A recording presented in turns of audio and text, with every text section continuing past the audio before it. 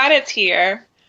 Hey everybody, welcome to another R show. Tonight's a special night because besides talking about yard sales itself, because of the season being here, Miss Rebecca Fox has a new book out, and she wanted me and my viewers to be the first ones to see it and be the launching pad, as she likes to call it, for her new book. So, Yay. Rebecca, is that right? We realize your name says Michael under her name, as because she's using her boyfriend's computer. Hers crashed after she got done writing the book. I finished the entire book. It's actually the fifth time I've finished it where my computer has crashed. And so fortunately, I emailed it to you, Chris, because, I wanted to have a backup copy somewhere. And then I went home and my entire computer was crashed. So I had to rewrite the entire thing today on a tablet. That's pretty crappy, so I'm not going to say what brand it is, but it wasn't fun. Well, for the people that don't know you, that haven't been here, seen you in the first two episodes, well, I should say three, because the first one was actually a two-parter, and then the second one was a couple months ago. So, why don't you remind everybody who you are and a little bit about yourself? My name's Rebecca Fox. I was born and raised in New Orleans, so don't trash talk my saints. I don't like that very much. But I'm a Southern girl, and I always had an interest in antiques and collectibles and stuff like that. I started a prop house. Was working in automotive. Just I've done every job under the sun, and basically what happened is I was working in automotive industry, and the industry crashed. And my billionaire boss one day came and was like, "Nope, we're not going to do this business anymore. We're going to close in a month." And I was out of work. I didn't know what to do, so I started buying storage units, and that led to my company Storage Heroes being formed. And then we started buying estates and buying people's, garage fulls of things. And that kind of turned into a consulting gig. We did a lot of consulting for some of the people that affiliate with Storage Wars. We consulted for Storage Treasures, which is a pretty big website in the industry. And basically, the rest is kind of history. So that's kind of where we are right now. And for everybody that's wondering, how long have you been actually trying to write this book? At least 5 years. At least 5 years. I started buying storage units and doing auctions and estates and reselling full time, meaning zero other income back about 5 years ago. So ever since that point of time, I realized I had something to share with other people. And just, I've always known back deep down that I was going to write a book. I always wrote a blog from day one.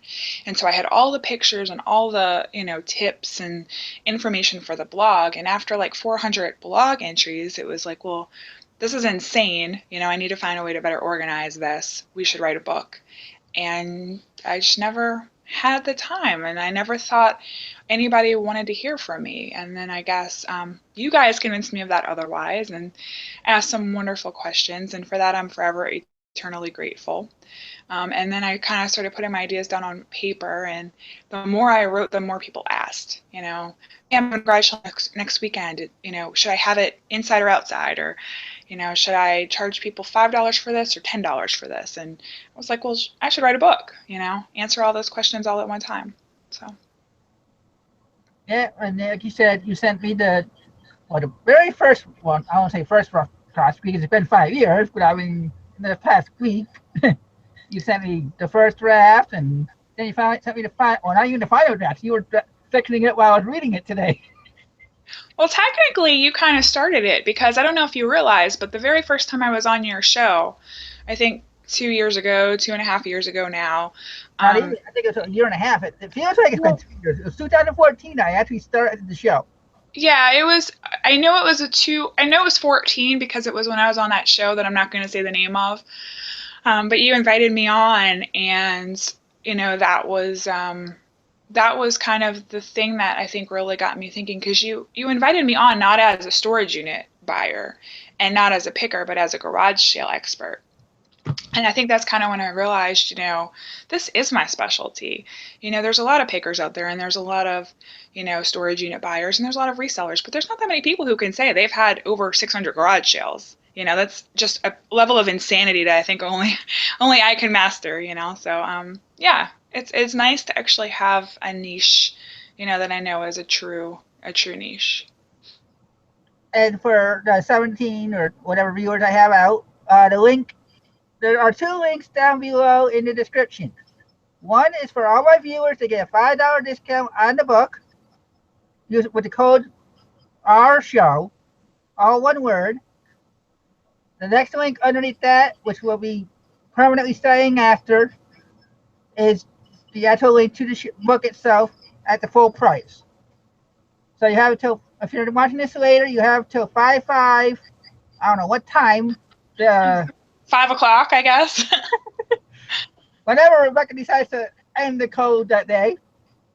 But you have until that day, the 5/5 to buy the book with $5 off.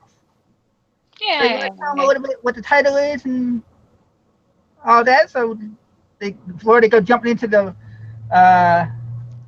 description to start buying it off you already. Yeah, it's how to have the best how to have the best yard sale ever. Because I thought garage was kind of too many syllables. Yard sounds easier, and not everybody has garages. We don't really have garages here that much in the South, but everybody's got a yard, except for New York, I guess. But it's how to have the best yard sale ever by Storage Heroes. I'm going to give a couple of shout outs because we actually have another person that's from Louisiana in the house. Yay! He's going by Lucky Reseller from now on, but it was Brett Luckett. Nice. I So, love that. It's a very southern name too. It makes me think of like Gone with the Wind, I guess Brett Rhett. I like it. Welcome. so while we're talking about the book, if you have any questions, Mr. Dad, who is not home yet, he does have a link to the show, so he may pop in later. We don't know how long we're going for tonight. He wants to know, will you autograph the books? I see that. For him, definitely. And I guess, yeah, because this is kind of where it started with kind of this idea, I'd be happy to autograph books for anybody who uses that R show code. And I guess they're just going to have to email me and I'll do a scanned page with a signature and send that out in the mail to them. So there you go, Mr. Golden Finger. Yeah, get your signature of your, well, let's see, should I say it on the air again? I don't know if you remember, Chaz, the one that nicknamed you Debbie Gibson. Oh yeah, I forgot about that. That was like one of the highest compliments I've ever gotten in my whole life. Like, forget the fact that I know what I'm doing with yard sales. Like, I look like Debbie Gibson. Yeah, I said bust on everyone. Like when I said you were gonna come on, I say your Debbie Gibson lookalikes coming on tonight. And every time he laughs, for whatever reason. That's so funny. He looked like somebody too, but I can't remember who it was. But it was a celebrity. I put side by side pictures. I'll have to think about it. Uh, Maybe some uh, Matthew McConaughey or something. yeah, I don't know if you saw what Lucky said. He said where he was in your backyard today in a certain area. That's where I live in Metairie and I work in Metairie, so that's not just my backyard. Like that's inside my house. So that's awesome. Hey neighbor. Robert's estate sales wants to know if it's in an ebook. So why don't you give a little bit more about how many pages it is and stuff like Yeah, that. it actually turned out way longer than I thought it was going to, and I actually cut a lot of the pictures out because I had anticipated on writing about 40 to 50 pages of text and then doing like another 15 pages of photos, but I ended up writing 78 pages, 80 pages of pure content. Yeah, So, what'd you say? I think it was like 80. Last I saw it was like 82 to 86. Yeah, I think it ended up 86 and I had 22 pictures and I cut it down to like 6 pictures because it was a huge file. But I'll probably maybe put some companion pictures, maybe on my website or the blog or something like that, where people won't have to print, and worry about using their ink and things like that. But yeah, it came out to 80 pages of solid content. There's 10 chapters, and then there's like a foreword and an afterword, and a little bit about me, and eventually there will be, a blurb from you, and a few other people have been kind enough to read it and give me their feedback and their little recommendation blurbs. So that'll go in there too, or, maybe just on the site on the cover of the ebook. Well, But I don't even have to be on the cover. I told you, but I'll after the show, as I really read it again, even though I already basically read it from cover to cover, twice. I'm gonna do a video review of it. So that's if you want to add that to your little package, that's a different way of getting it out instead of saying, because I noticed when you put on your Facebook about your promoting it on this for the show, you say a popular picker show, and I'm like, I don't know if I'm that popular, but You're pretty popular. Every time I come on here, I get a lot of emails and a lot of messages. So you're definitely popular, and people know who you are. But yeah, I'll put your video on there's like a homepage when you go buy the book. I can add a video to that. So yeah, absolutely. I was here. Any questions? Oh, I lost it. Oh no, I was just gonna see if there was any, but uh, Chad says people know what my garage looks like. Maybe I should have a yard sale. I He think you cracks me up. were on too. I need to start bringing the golden finger picker along with me just as like the sidekick, because I'm always, you know, when I do yard sales, I'm really fun, I promise. I'm the one that's like in a wedding dress, like, with a clown wig on, like waving a sign and like partying and screaming karaoke or whatever at the top of my lungs, or whatever toy I can find to play with. But generally, like when I do these kinds of like interviews and like TV and stuff, I'm pretty serious because I want to make sure people get the information. So I could really use Chad's assistance and just coming around with me, and like if I do like a book tour, if that ever happens, he needs to be on board because I think it would be a lot of fun. Well, you got to pass it with your wife first. Yeah, well, she could come too. There you go, Chad. Yeah. Well, he is. That's how you know. For May 6th and 7th, he's going to be going to Texas for the Selena thing that's going on in Corpus Christi. So Okay, beforehand, he will be driving through Louisiana. I told him he might want to stop by and visit. that'd be awesome. I want to go to the Selena concert. Okay, Lucky Reseller wants to know how long have you been reselling? Um, it's kind of a hard question to answer because I've been reselling since I was a little girl. Like people ask, what do you want to be? I want to be a doctor. I want to be a lawyer. I just wanted to sell stuff and make money. Like that's all I ever wanted to do. So, I mean, I can remember being like 4 and 5 and, like going to the store and buying like candy and bringing it to the kids and upselling it, or making like those ridiculous like little GIMP keychains, or whatever. I made friendship bracelets, I made keychains, I cross stitched, and every little thing I learned how to do as a child, I learned how to do it to make money off of it. So I mean, it's a miracle that I didn't become like a prostitute or something because I was selling everything I could get my hands on. So I mean, my whole life, and then through high school, I worked in retail in the mall, and then in college, I worked in an auto repair shop, and I sold a lot of like exotic, rare car parts and stuff like that. And then I moved to storage. So I've only been like the storage unit stuff for about 5 years, but I've been selling since I could kind of remember, really. We have a question from I think from Steven Scroggins first. He wants this is actually one of the questions in the book, Steven. So it's a good question. Price your items or not at your yard sale. That question. I think. There's a pricing matrix in the book. I was going to include it as an extra. So like for anybody who buys the book tonight, they'll get a little extra of like some printables. And the printables are signs that you can use for different categories at your sale to clearly mark your sale, and stuff like that. One of the printables was going to be a pricing matrix. And then I decided to just include it in the book because people ask me all the time. Do I price my items? Yes and no. And what I mean by that is in my head, I always know what the price is going to be before the sale.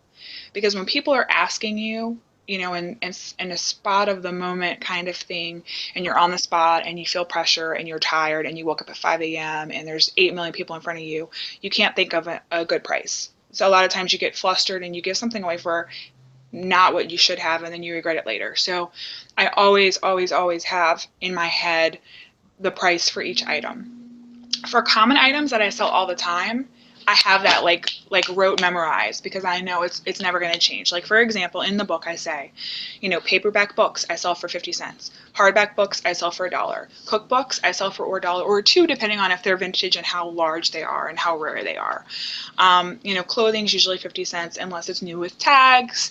If it's designer new with tags, it's a percentage, it's like 10%, so I know in my head what the price of stuff kind of goes. I know that if I ask for $1 for a paperback book, they're going to say no. I know if I ask for $2 for a hardback book, they're probably going to say no. I might find one or two people that would agree and say yes, but the majority of the people in my area are not going to pay that price. So over the years, I've kind of worked my way into feeling around for the maximum price that I know people will pay without going over. It's like Price is Right, like without going over. I don't put individual tags on my items for no other reason than the fact that I just don't have the time. If you have 2 garage sales a year and you can label everything and organize, and put the little stickers on every price, every item, that's fine. Go ahead and do that. I don't, because I have 55 estates that I'm dealing with right now, and I have a 10 by 10 storage unit full of stuff, and then 4 rooms in my house that are 10 by 20 that are like wall to wall, floor to ceiling high with stuff. So for me, I'm just trying to get quantity in and quantity out, and I don't have time to fool with all of that. And I know my prices. There's pros and cons to both. I mean, I don't put prices on there, and I find it kind of makes people pick up more stuff. A lot of times if people, find a book and they're like, oh, how much is this book?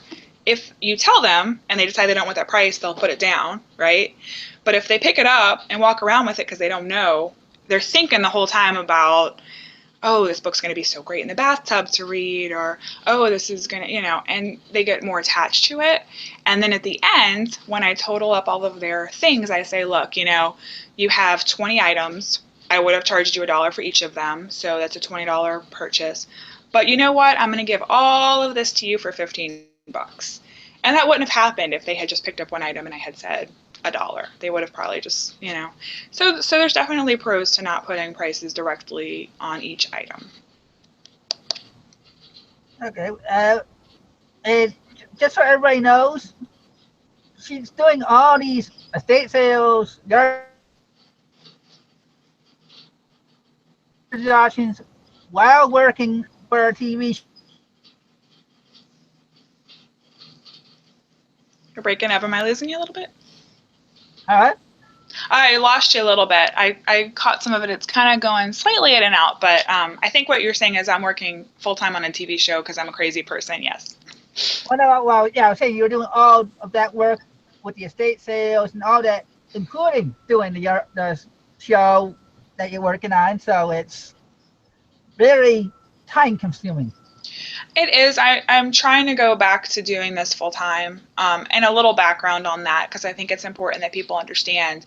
I was a full time storage unit buyer, a full time reseller. That's how I paid my bills. And two things happened.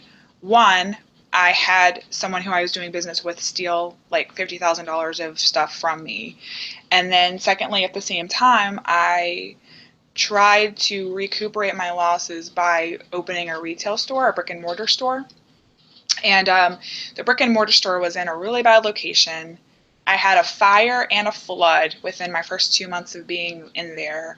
My landlord was a jackass. I mean, there was just all these things that happened in that one particular year. So I never wanted to get out of this full time. I never would have been forced to get out of this full time had I not had like a $200,000 loss in 1 year.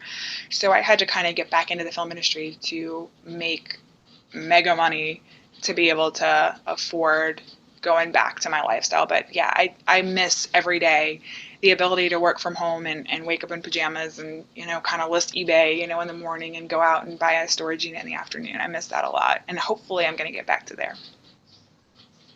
We have two questions that are basically the same.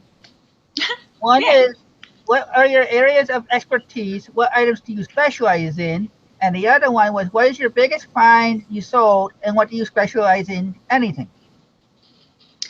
Um, when I started, I specialized in automotive because I knew it, because I had worked in it for 10 years, and clothing, fashion, because I had worked in retail fashion for a couple of years. And then I had a business partner at the time who specialized in commodities and coins and gold, silver, platinum, etc.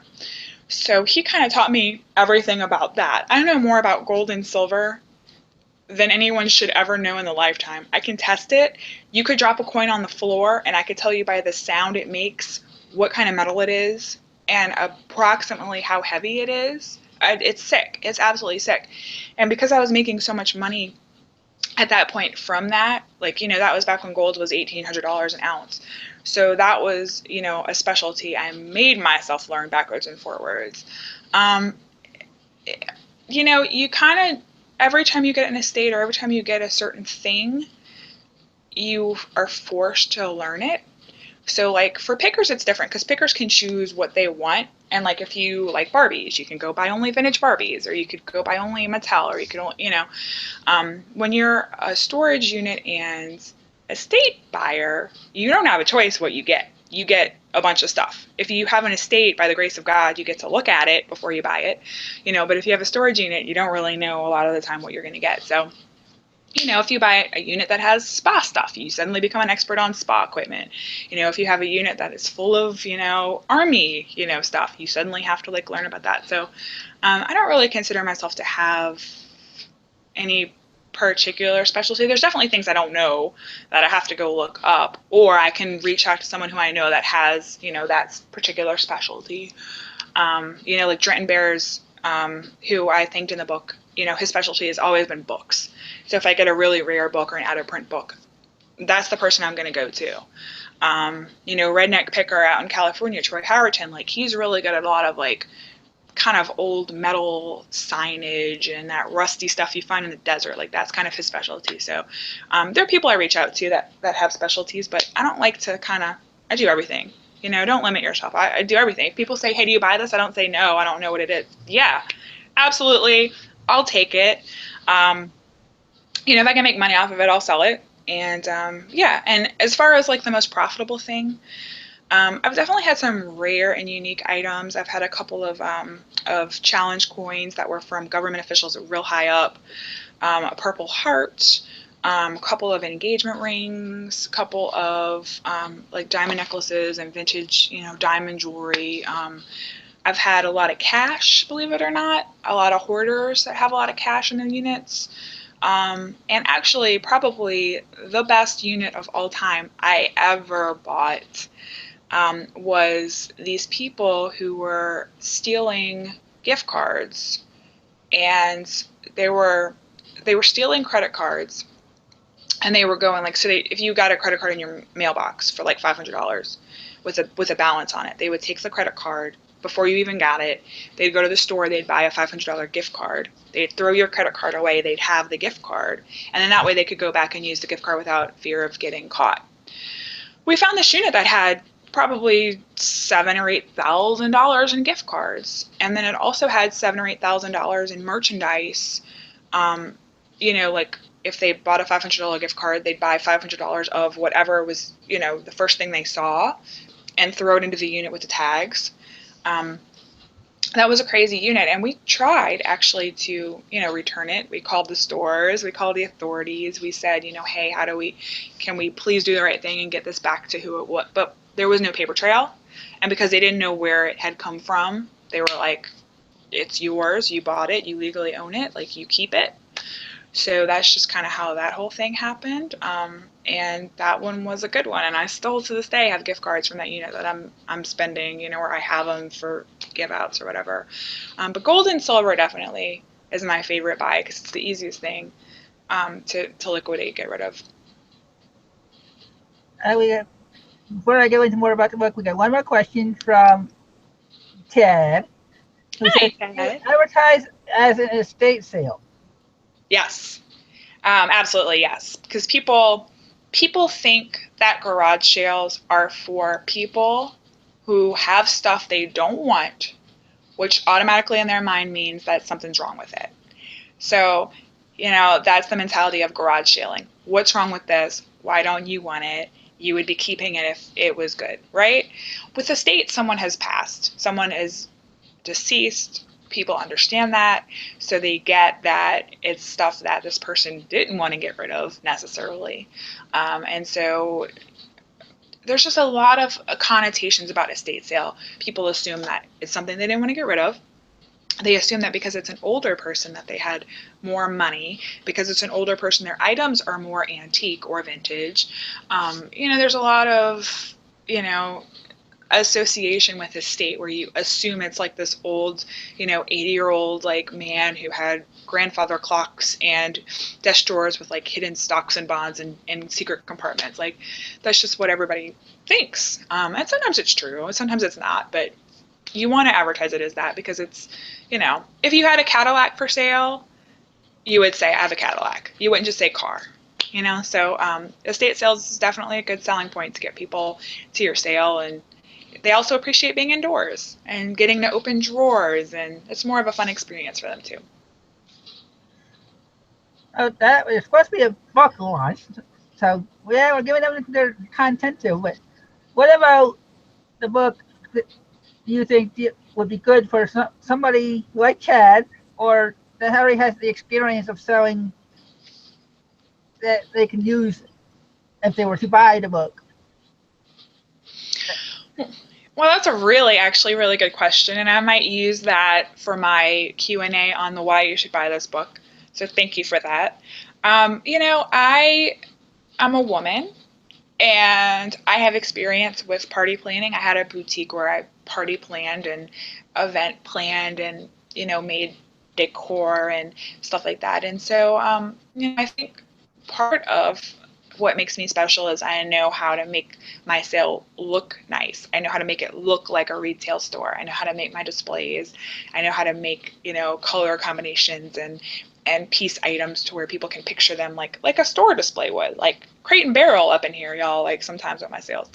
Um, so that's positive. And then I think, I think I have a good personality. I enjoy talking to people, and I give tips on how you can befriend someone and how you can get them to like you a little bit more than your average just salesperson, and there's things about it from, I have a degree in psychology, so there's things about it, I guess, from my perspective of, you know, and again, I've had 600 sales. Like, I don't know very many people who are stupid enough to have had 600 sales. I mean, it's not that I'm better than anybody else. It's just that I'm a nut and I have no limitation. Like, I refuse to accept that there's a limitation on my time or my space or my body.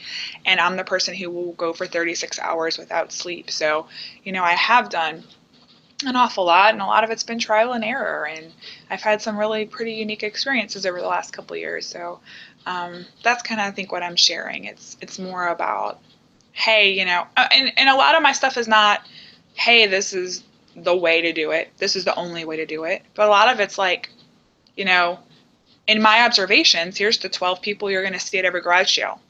Here's how to deal with that mom who brings her 12 kids and makes you babysit them because she wants to shop for her ridiculous, unnecessary items without her children bothering her. Like a lot of it's is that kind of stuff is like my take on like what hasn't worked. What stuff I never want to have to put up with ever again at garage sales. I've lit stuff on fire at garage sales before. Like, who else can say that? So, definitely, yeah, definitely think it's interesting for that kind of perspective. And what else do you think? I'm sure there's more. Another little tidbit you want can give to the people, because there's one comment that I want to read off first from Cherry Ranches. She says, "I hate seeing estate sale as an ad.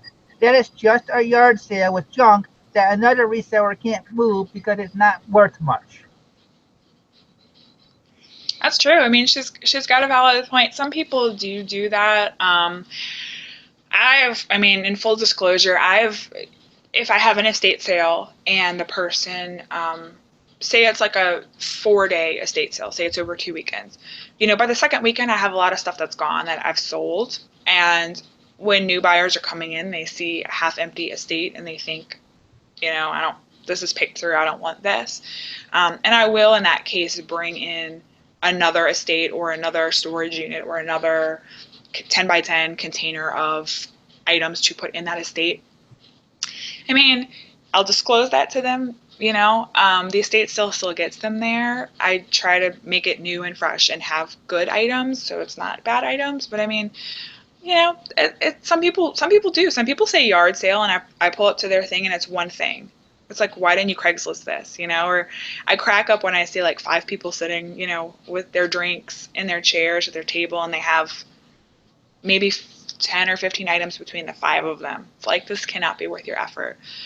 So certainly, some people oversell it, but I guess it's up to the sellers whether they want to stay or not. They always, they can always leave. They can always, not buy. But that's a good point, because people do that. And we have another question. I think you answered this earlier, but I don't think Justin was here yet. How many years did you buy storage units? I've been buying storage units full time for about 5 years. Might be a little bit over, but 5 years is about when I started consulting and started writing about it. So probably 6, 7, give or take, but 5 full time. And I've probably bought, I tried to count last year, definitely a couple hundred units. And just so everybody knows, there will be a trivia because Rebecca is going to be giving away one of the books for free. Trivia. Hopefully you were here during her other 2 visits, because you don't know where the question's going to come from.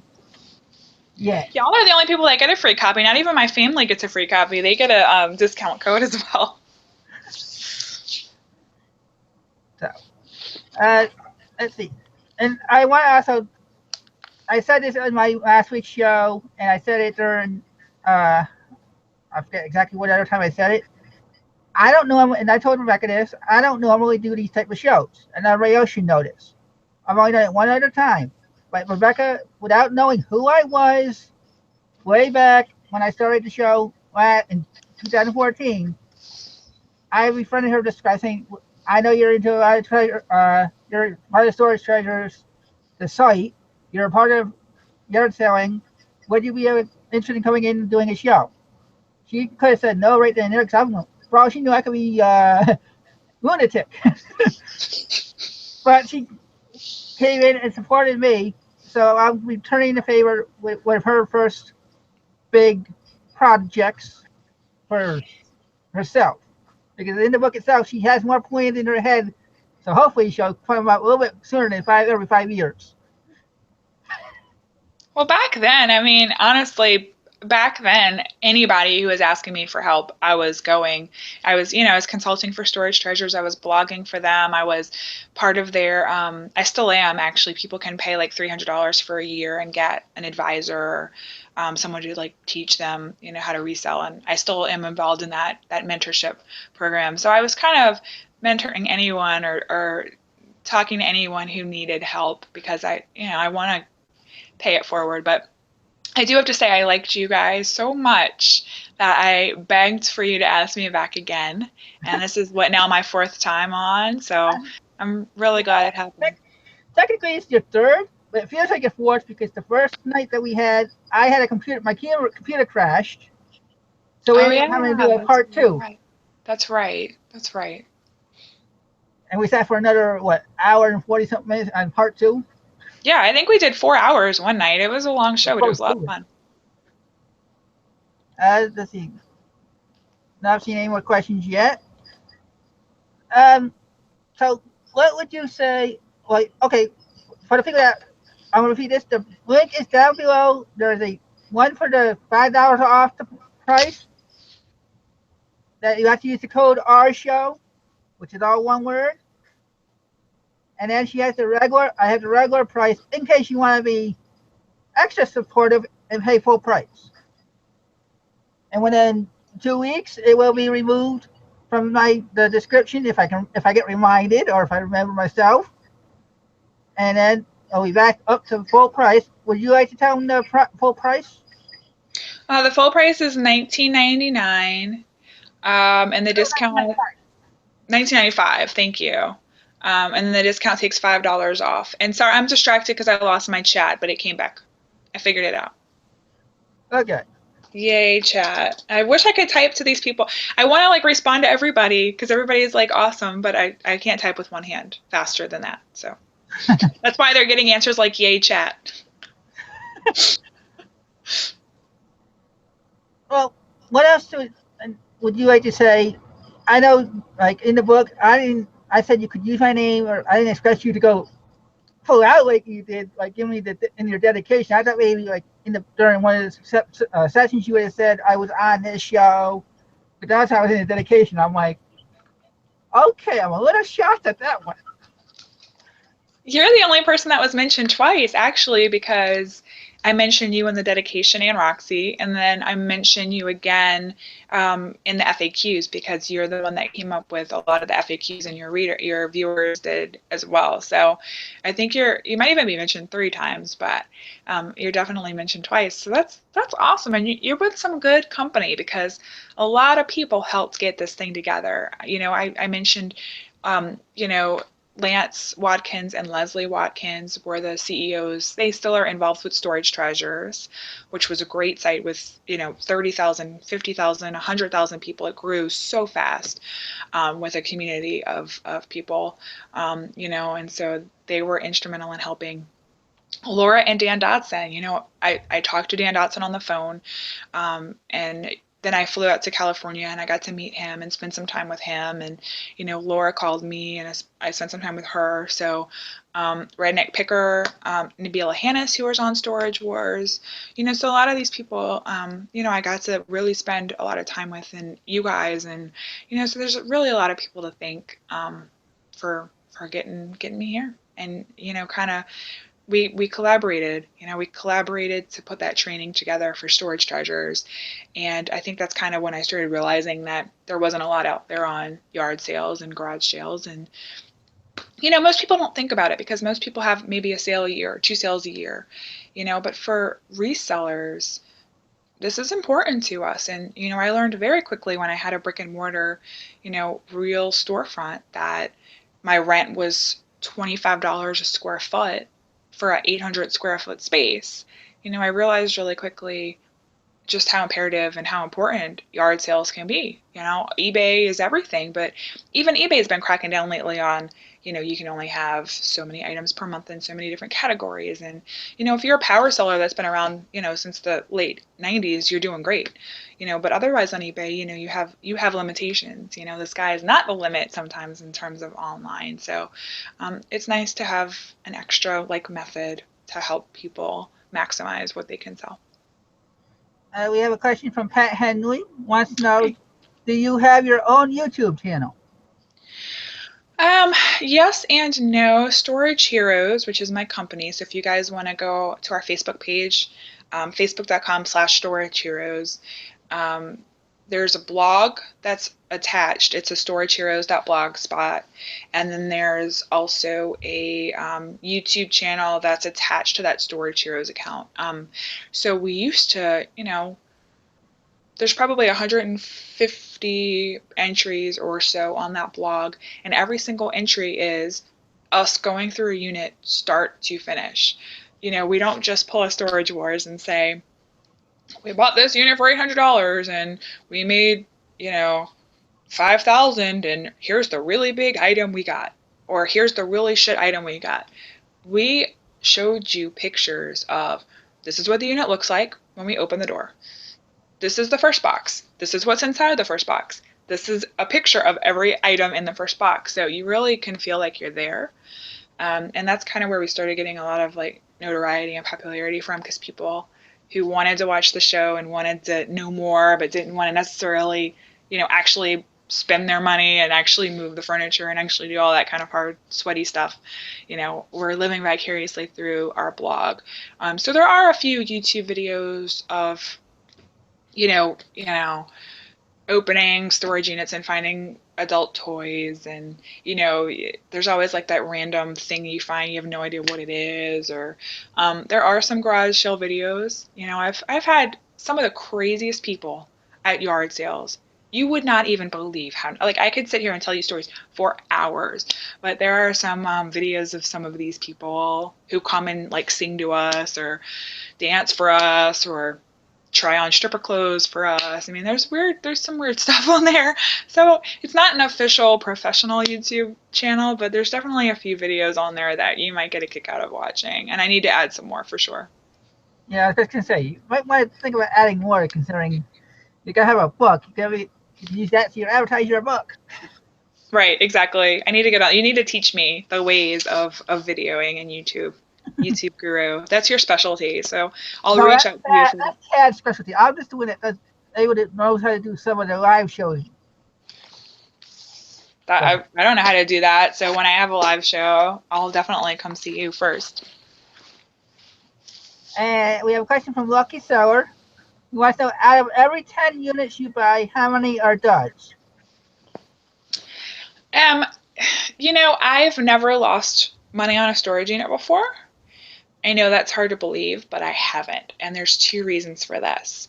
Number one is people who lose money on storage units are, I hate to use the word lazy, but that's pretty much the word. If you're going to like Barry Weiss it and go in there and buy a unit and throw everything away except for the one or two things that are like cool or nice or in pristine condition, you're going to lose your ass every single time. You just are. You know, the reason I made money on my units is I sold every single thing. If they're, now I'll throw away socks, I'll throw away underwear, I'll throw away liquid, I don't know what it is. I'll throw away stuff that's stained, I'll throw away stuff that I don't, that's disgusting or maybe has rats or, moths or whatever on it. But I sell everything else. Every t-shirt, every shoe, everything. I sell everything. And there's some ideas in the book for how to repurpose some stuff. You know, if I had a box one time of shoes that were completely mismatched. It was all lefts.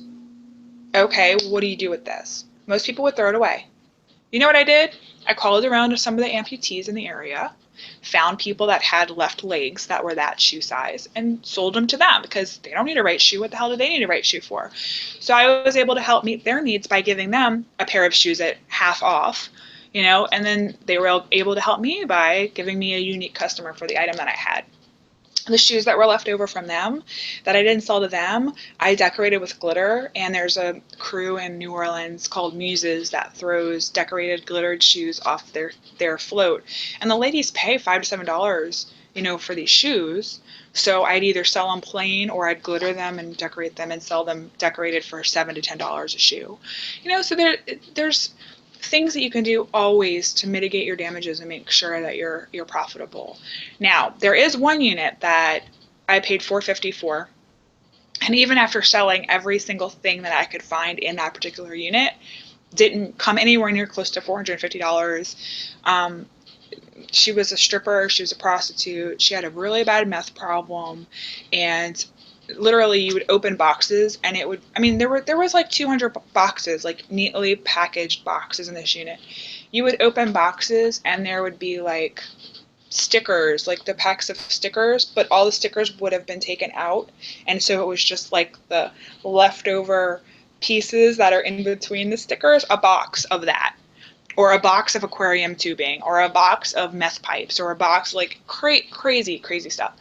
But because I use my brain and I try to find always a way to make money off of whatever it is that I am presented, that was a great blog entry. It was an entry we called Hoarder because she was a hoarder, but she was, so it's HWHOREDER, and it was 3-parter, and to date it's like the top 5. I think it's gotten like 75,000 views for each entry, maybe more probably now that I haven't looked at it in 2 years. But I'm going to look at it right now because I'm curious to see how many it has. But that was one of our most popular blogs, and so I got cents per click. So there's always a way to make money off of your unit if you think creatively. And I know this is a really long answer, sorry.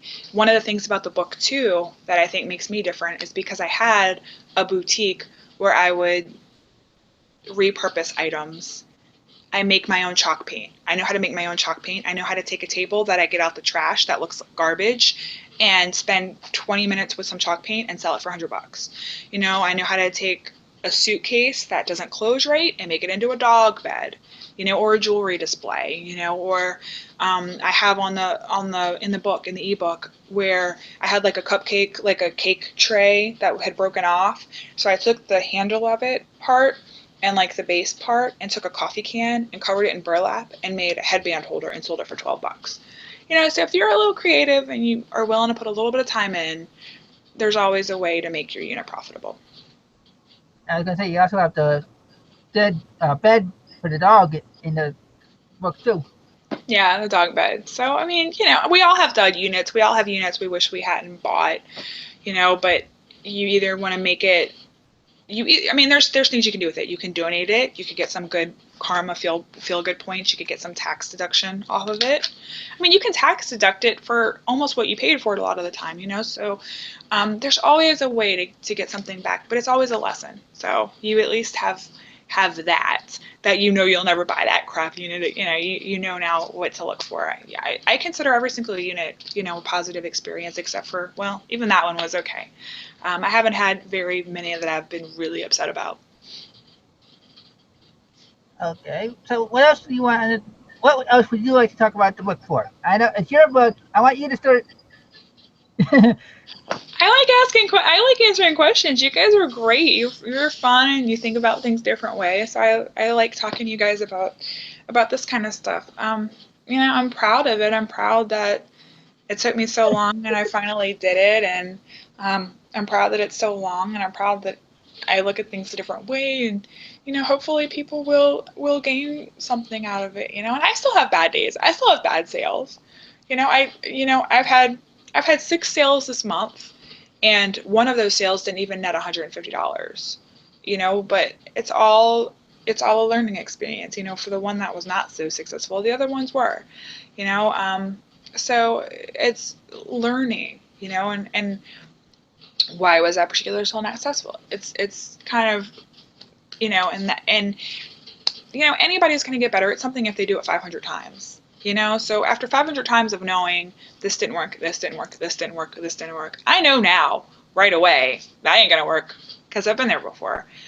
So it's nice to be able to share that with you guys so that you don't have to do that. So you don't have to put up with some of the freaking amazingly ridiculous foolishness that I've had to put up with at garage sales. It's nice to be able to kind of spare you, like, hey, I've seen this customer before. Hey, I've seen this trick before. Hey, I've seen this thief before.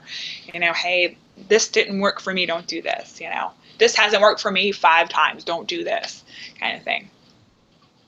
Oh, we have a couple of questions. One from my wife. Yay! Yes. Is she going to ask it on the air? No.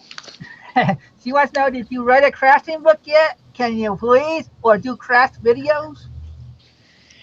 I would love that. And that's my heart. That's my passion. That's really in life what I love to do. I love to craft. Um, I buy storage units a lot of the time because I know that there's always like half-used craft material in there. And that's where my other business, so Storage Heroes is my storage unit liquidation estate liquidation company, but my other business is called Fox It Up because my last name's Fox, so it's like fix it up, but Fox It Up, get it?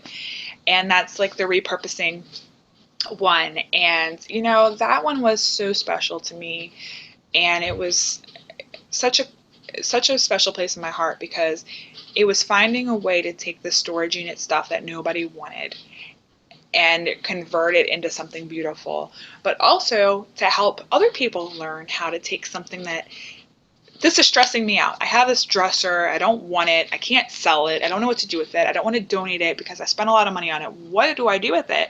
So teaching them like a way to like redo their items for their needs.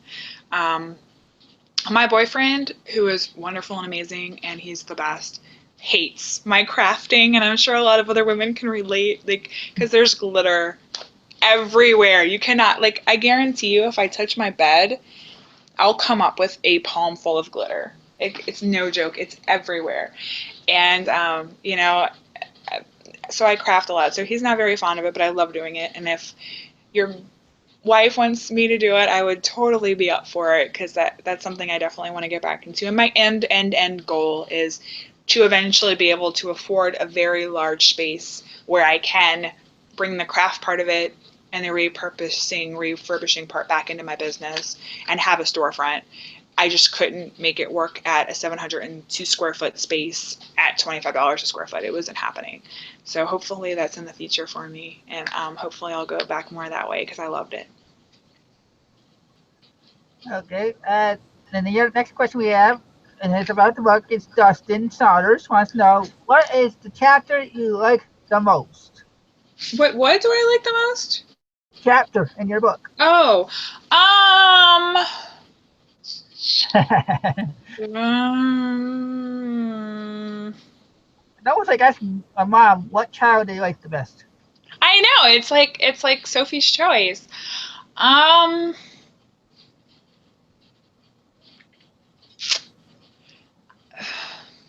the one that was the easiest for me to write was the one about the signage because that's something that I guess from my crafting background also I know what's pretty and what's not pretty and I know what catches my eye personally and signage is like my number one pet peeve. I'm driving around all the time and I see like a sign where it's like folded over and you can't read what the hell it is or it's for a garage sale but it doesn't say a garage sale, it just says an address. It's like, what is this? Is it a bat mitzvah? Is it an open house for real estate? Like, I don't know what this is for. Am I going to drive up to your house and get like shoved into the closet and like dismembered and eaten? Like, like people signs drive me insane. Um, and so I have a lot about what to put on your signs to get attention, how to mount them so that they don't walk away. What happens if somebody steals your sign? It happens all the time. What colors? I mean, if you think about it, you're branding yourself. And I know a garage sale is not retail and you don't have the overhead of a retail store, but essentially you are branding yourself. Just like someone asked earlier, do you call it an estate sale? If you have a lot of craft items and craft sewing stuff, you're going to want to reach out to the women at the auxiliary and the ladies who lunch and you're going to want to reach out to the girls who go to the scrapbooking store. You're going to want to reach out to those people. Conversely, if you have a bunch of tools and ammunition and guns, this is Louisiana, sportsman's paradise. If you have a lot of that kind of stuff, you want to reach out to your hunters and your fishermen and all that kind of stuff. So putting a sign that's bright pink with glitter is not necessarily going to bring your hunters and your fishermen to your sale. Putting a sign up that's camouflage is not necessarily going to bring your ladies to lunch to your sale. So you're thinking about this constantly. If I tell people all the time, like Home Depot, orange, UPS, brown, healthy green, like these colors in your brain. That's why like Whole Foods is green, that's why UPS is brown. You think these colors and you think of certain things, and so it's important to brand your sale. Get people to want to come to your sale, get people to, you're advertising yourself. You need to do everything in your power to get people to want to come to your sale, and just saying garage sale, they don't care. There's 50 garage sales on Saturday, 50 garage sales with 50 times the junk that they don't want or need. They don't want to, you have to persuade them to want to come to your sale. And so it is marketing. It's marketing from the very beginning of your ad, how you list it, what kind of words to write in it, so that's all important. I forgot what the question was. But sure. What was your best chat though? Oh yeah. This the one on the signage and like that's my favorite, I think. As you can tell, she got very detailed in that one. It's important. Like it drives me crazy. And like people like, this is a tip from the book. I'll share that this is a Lagniappe freebie for you guys. If you can't, and I'll repeat this, if you cannot afford a $1.79 piece of poster board from the local grocery store, people aren't going to buy your shit. If you put a piece of paper on the back of a cardboard box, like if you take a cardboard box and use a Bic pen to write a sign, that tells me you're a cheap ass that didn't have 99 cents to buy, or $1 or whatever, to buy a piece of poster board. You're not going to have anything good at your sale. There's no way. Because chances are everything you have is like made out of cardboard, you know what I mean? Like, so it's important. It's important the kind of message that you're sending to your people. Make a good sign, put a good foot forward, spend an extra $20 on advertising to make an extra $400, $500, $600. You know, don't be a cheap ass when it comes to setting up your garage sale. Before we go to the giveaway and ask the questions, there was one other thing that you told me you were going to give to my viewers. Yes. While they were getting the $5 off, you're also going to get, I think you said 5 or 10 minute Q&A section with you. Yeah, so for anybody, so there's two things for you guys.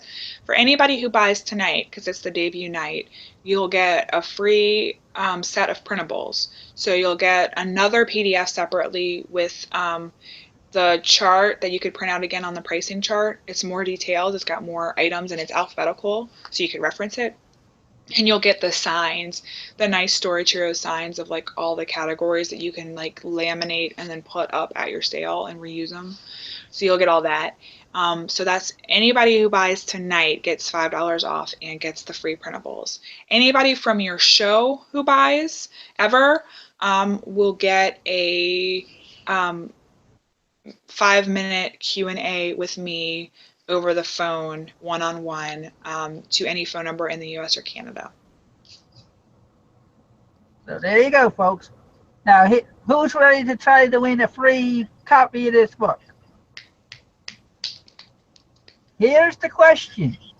The question is, what show was she working on the last time she was here to visit? Now, mind you, she visited back in February, if I remember right. I was in Mississippi. That's a hint. I was out of town. We were shooting on location in Mississippi on the beach. That's a hint. And it was.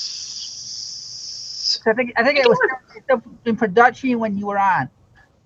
I think it was earlier. I think it was on in like October or November, because I remember being really pissed about this. I was missing the Saints game, and they were playing home. First time you were on. First time you were on, you were in the hotel room watching the Saints. Yes. Oh, I was on that show then too. Okay. Yes. Well, no, I'm not talking. Okay, I'm gonna in the private chat that we have over here on our side. I'm gonna tell you the answer I'm talking about. Let me see. Let me find it. Where's my Facebook? Yep. Okay, I'm here.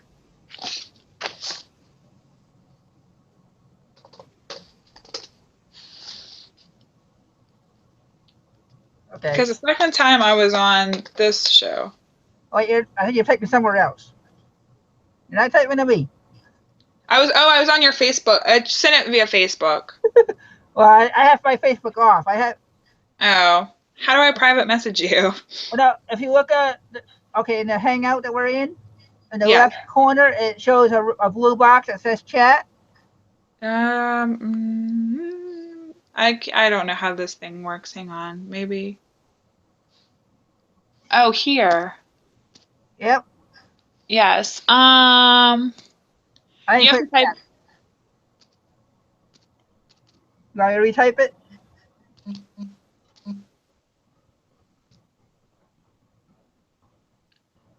I'm probably spelling it wrong, but I didn't get anything typed. That might still be Facebook. I'm technology dumb. I mean, there's two right answers. Like, really, so it's fine. Either one. No, that's not the one well, let's see. No, the NCIS is not the one I'm thinking of. That's the one you were before that one. Yeah, no, yeah, I'm on NCIS now.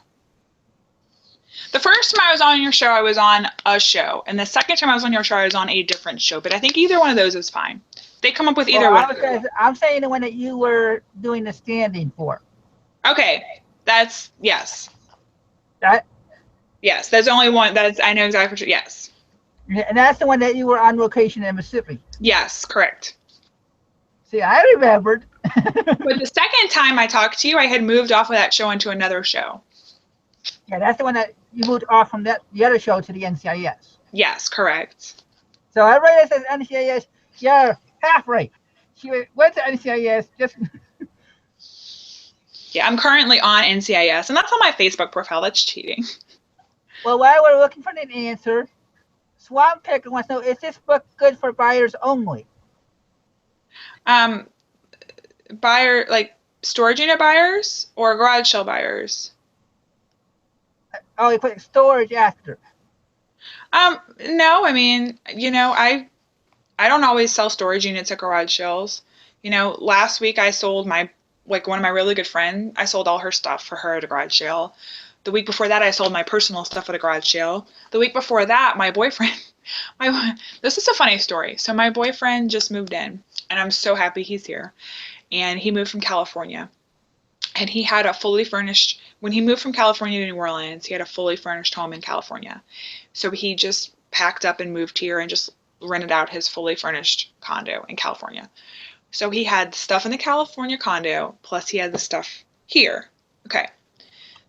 After Katrina, moved to New York. So I had my stuff from New York that was in storage, the stuff in my parents' house from after Katrina in storage, and my stuff here in my house.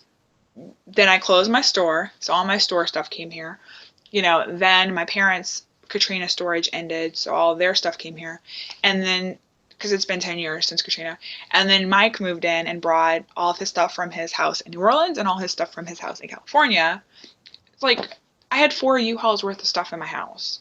So I had to have a garage sale for us. We had we had 4 Magic Bullets, the blender, 4 Magic Bullets. We had 3 blenders. We had 2 toaster ovens, 4 vacuum cleaners. It was insane. We have 4 sets of everything. So, yeah, if you ever in your life are going to have have a garage sale even just for your own personal stuff, really this book benefits people who are not even resellers. If you're a family and you're going to have one garage sale in your whole lifetime, I feel like the $20 in this book will it will make you at least $20. It'll make you at least $40. So you're definitely going to double your money whether you're a reseller or not, honestly. Oh, I still haven't gotten the answer right, so I'm going to have to give him 2 more clues. One is it's an ABC show that aired during the summer. And the other, it has to do with space.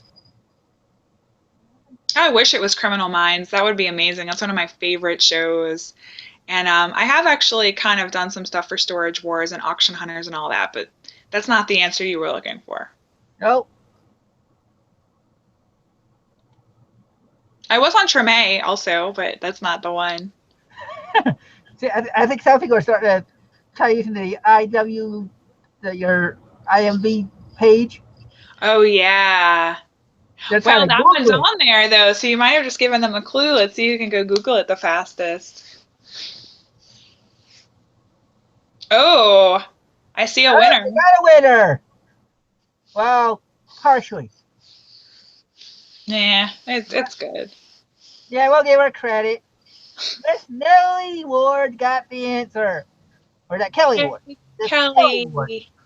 It's Astronaut Wise Club.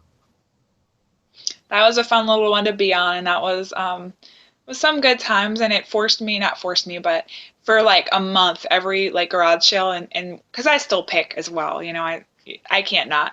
So everything I was buying for a whole month was 1960s everything. So yeah, I ended up with a whole house full of 60s lamps. I had 8 60s lamps. It was fun. It was a fun show. So Miss Kelly Ward, since you have won, you can get a hold of Rebecca on Facebook, and she will send you the book. I don't know how she'll work it out, but she'll send you the book and give you everything else that comes with it that she's willing to give. Yeah, I'll email it to you or something like that, and I'll try to maybe sign it and scan it so she has a signed copy too. Yeah, don't forget you promised people that bought tonight to get a signed copy. That's right. Oh, she remembers the commercials for it. That's smart.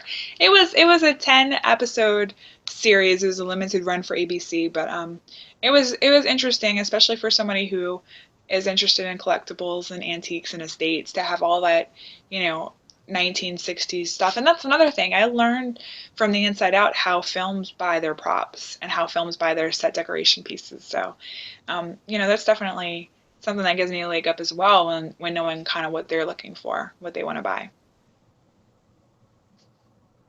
Let's see. A lot of people are saying that they didn't never heard of that one. Well, now see, some of you may be new watchers. That's why I wanted to go back to the last time she was on. And a lot of people went to the NCIS, but she's not on the NCIS, but she's in the background. Yeah, I work. I'm actually the receptionist at NCIS right now, so it's my full-time gig. We shoot from July through May, so we're just about done with this season, and I'm excited because I'll have a couple months off to go do this full time. I mean, I do about 40 hours a week of storage anyway, but I'll be able to do like 60 hours a week of this, so it'll be fun. Let's see.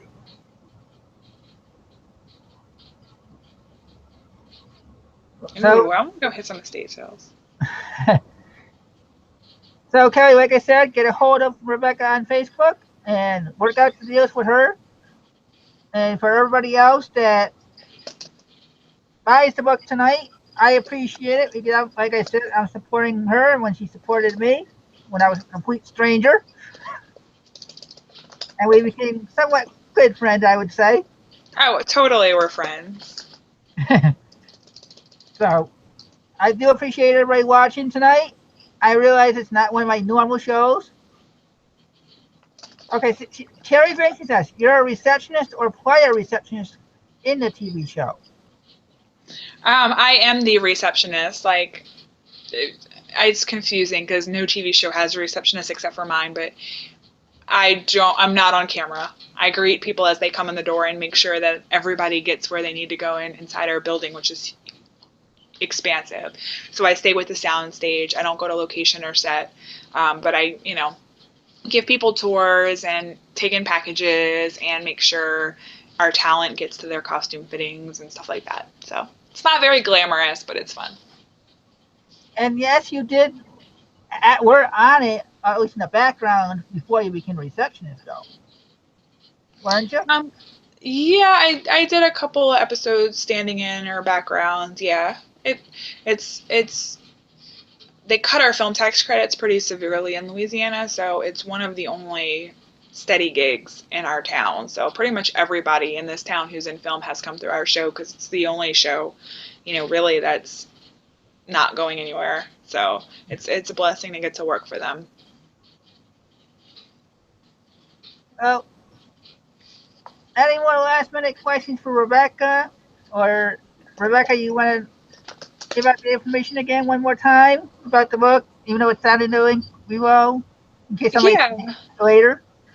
It's in the link below. Thank you guys so much for, coming and supporting it. And, if you all just shared it just once, it would mean the world to me. It's been 5 years coming to get to do this. And, last night losing the entire thing and losing my entire hard drive was like, oh my gosh. But we pulled it off. And, Chris and Roxy were absolutely instrumental in helping me.